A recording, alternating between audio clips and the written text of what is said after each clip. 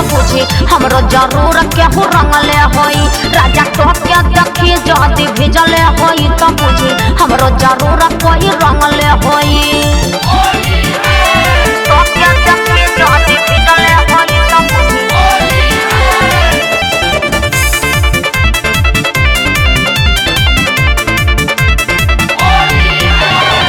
हमरो जरूर कोई रंगले होई।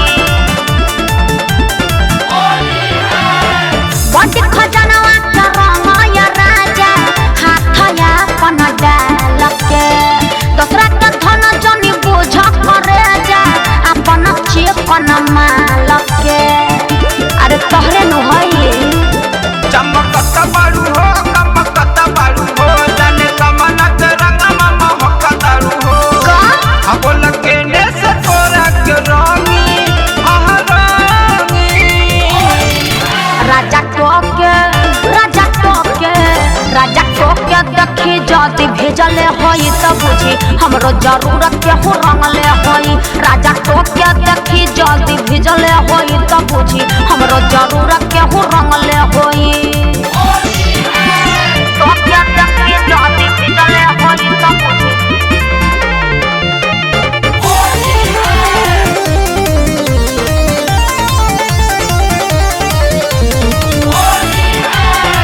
हमरो जरूर कोई रंगले होई। चढ़ल बच्चा बसे फागुन महीना तो हक्का का हम बताई। तारक बिहारी चंदन से पीछा कैसे हम छोड़ाई। अरे परेशान होके धइले बाजे दुख सुनेला न हो पता बुझला न हो का? बरद पवत रंग डलवाइला न हो ओहो देख बैठे के तब से रोई आहरोई। राजा टोके राजा टोके राजा टोके देखी जदी भिजले होई तो बुझी हमके जरूर केहू रंगले होई। राजा टोके देखी जदी भिजले होई तो बुझी हमरो जरूर कोई रंगले होई।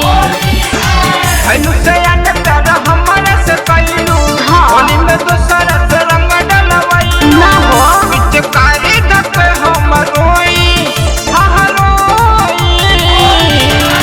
राजा टोके राजा टोके राजा टोके देखी जदी भिजले होई तो बुझी हमरो जरूर केहू रंगले होई।